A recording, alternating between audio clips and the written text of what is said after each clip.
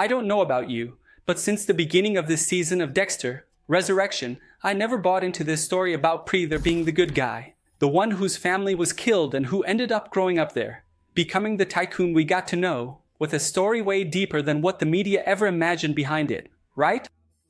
Being a guy who bankrolls serial killers just so he can have trophies and satisfy his urge to see all that.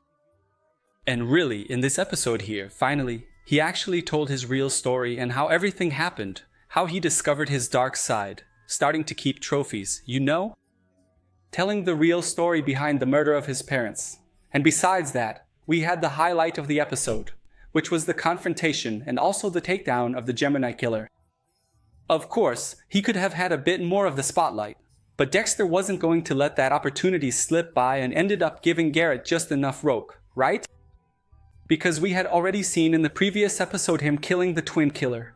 But now he finally finished off the other brother for good, putting an end to a legacy of murders there that, as he himself says, the best killer, right? The most wanted by the FBI.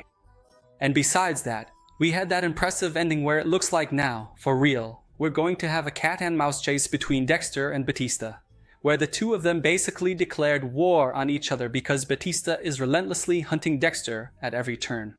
From now on, we're going to see Batista going after him, especially since that ending made it clear that from here on out, everything is going to be about chasing Dexter. And finally, Batista is going to end up uncovering all the secrets Dexter has been hiding in this new phase of his life in New York. And besides that, there's a lot more we're going to talk about in today's video, because as you know, every time a new episode drops, I bring it here for you. And since you all are loving following the Dexter series here on the channel, today is another day for us to talk about episode 7 of Dexter Resurrection. So, without further ado, roll the intro. Hey, my friends. Welcome to another video here on the channel. I'm Jeff, and today, once again, I'm here to bring you another little Dexter video. This time, episode 7, Course Correction, which brought us a twist in the story between Batista and Dexter. And besides that, we also saw the death of Gemini, the twin killer.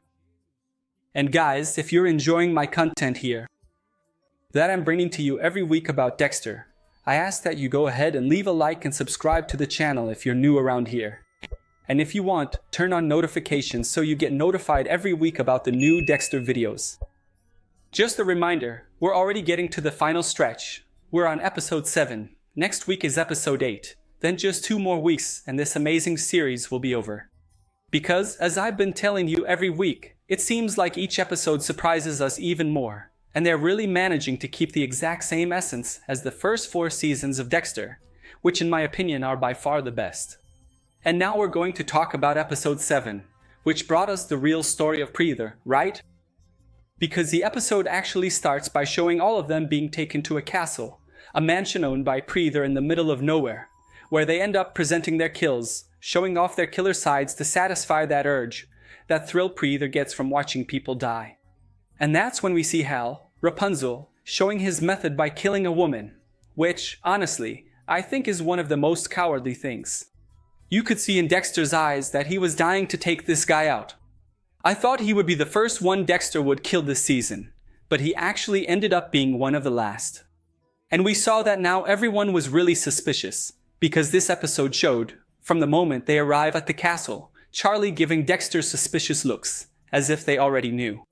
I even suspected they were going to reveal in this episode that Preether knew it wasn't Red, but actually Dexter from the start, and that he was just feeding Red's ego, Dexter's ego, to see how far Dexter would go.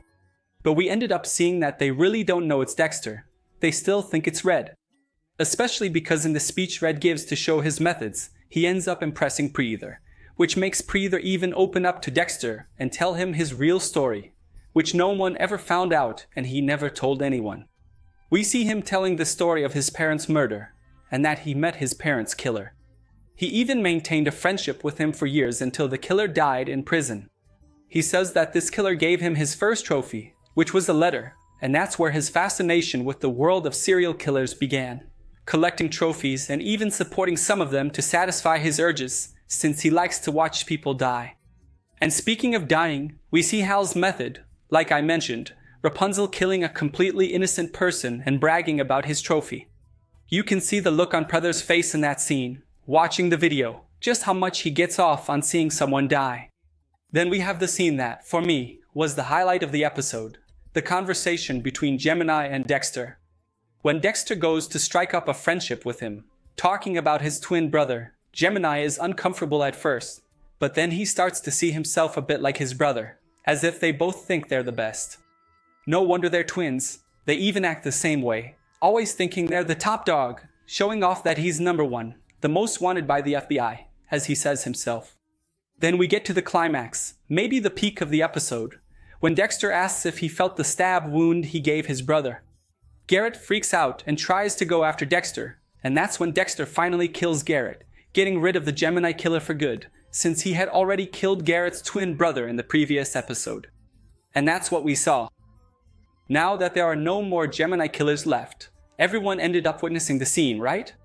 I thought maybe Dexter wouldn't be able to get out of this one, but he managed to come up with an excuse and even got himself cleared of Mia's murders, since Mia ended up getting arrested, as we know, and died in prison by hanging herself, as well as Lewis's. He said that it was Gareth who killed Lewis, which he had mentioned before Gareth freaked out and tried to kill Dexter. But you can see in Charlie's eyes, like I said before, that she was suspicious of Dexter the whole time, because, as she herself points out, Gareth always killed in pairs, so why was he suddenly trying to kill people one by one? But Preether, totally taken in by Dexter, really seems to believe the whole story. He ends up buying it, saying that Dexter gave Gareth all that confidence, made him feel like he was the king of the world, the top dog, the last cookie in the jar, and that's why everything happened the way it did. Meanwhile, alongside all of this, we still see Batista, right? He's still obsessed with the hunt for Dexter, going after Detective Wallace again to talk about Dexter. They even have an argument, and it's worth noting that Detective Wallace is the one investigating the New York Ripper, the killer, the New York slasher. If you look at her office, that's all you see on her board, man. And still talking about Detective Wallace, towards the end of the episode we have a key moment where she is the guest speaker at the college where Harrison is. We end up seeing Harrison's little storyline, like we do in every episode, but this time he wants to get into criminology, to become like Dexter, a cop. And the speaker is none other than her, Detective Wallace. Man, and to add to the high point of the episode, we also see Dexter showing up to watch her lecture about the New York Ripper. And for the first time in the series, since they've been building up this character's ego since the first episode, we actually hear his voice. This ended up debunking two theories that people had about who the New York Ripper was. There was a theory that had been gaining a lot of traction recently, at least over the past week online, which said the Ripper was none other than Blessing, especially after those things he said when he opened up to Dexter about having a dark past, even having killed someone. He even mentions his mother telling him never to bring shadows, or darkness, into their home, which could be a reference to Dexter coming into his life and maybe Dexter being the darkness. I don't know how to interpret that line, but the theory that Blessing was actually the New York Ripper had been getting really strong in recent weeks, and it went down the drain when we heard the Ripper's voice here, and then saw all the photos, as well as Detective Wallace's own theory about the crowbar. And that's when we see Dexter being a genius again, because he even says the crowbar isn't actually the real weapon the New York Ripper uses, and maybe it's something sharper, like a whip or even a hook, simply because the blood sprayed so far. And it's worth remembering that Dexter was a forensic specialist, so he was probably right, and the guy is phenomenal. He's just too smart. He uses his excuses to get away with crimes, but also his intelligence to solve them. You could see the look of surprise on Detective Wallace's face when he said that, because she probably never thought of it, and also because Dexter knows he doesn't use the crowbar anymore and that he left it as a trophy for Preether. So, as I've said since the beginning, when I brought you the first analysis of the first episode, I mentioned that maybe Preether himself is the New York Ripper, and I still think that's a strong theory, because he's really the only person who had any kind of contact with the Ripper since he ended up buying the weapon the Ripper used to kill people. And how did he get that? That hasn't been explained. Plus, you can see he really has a more psychopathic side that he hasn't revealed to anyone yet. And I think by the end of the season we'll see that if he's not the Ripper, he at least knows who the New York Ripper is. And it's also worth remembering that since the first episode, They've been setting up a big party that's going to happen on the top floor of the hotel where Harrison works.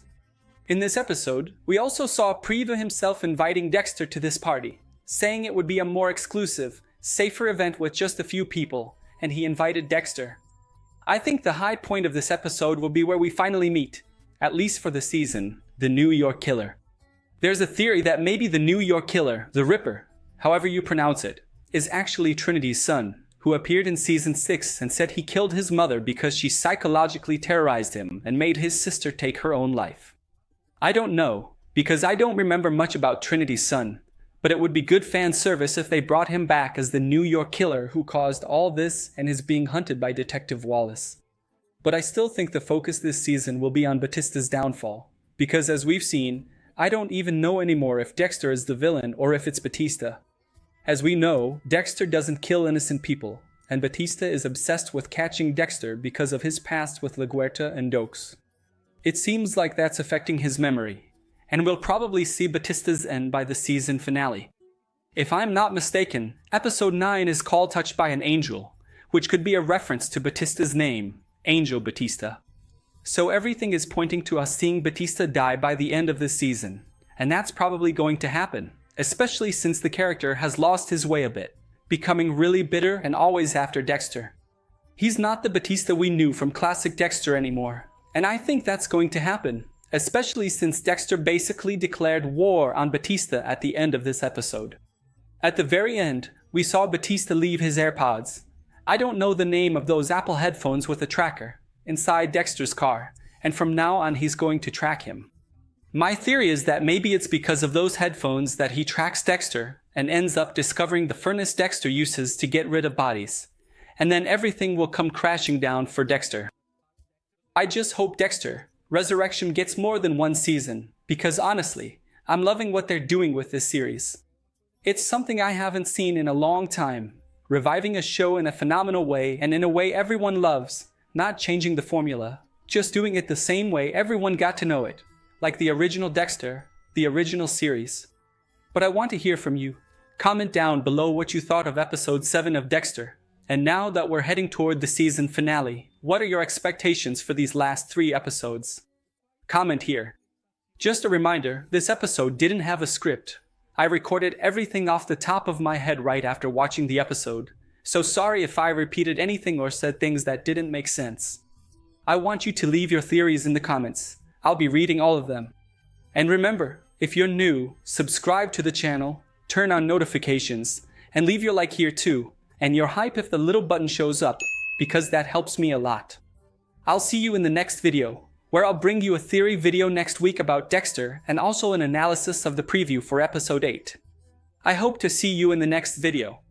Thanks, a big hug, and I'm out.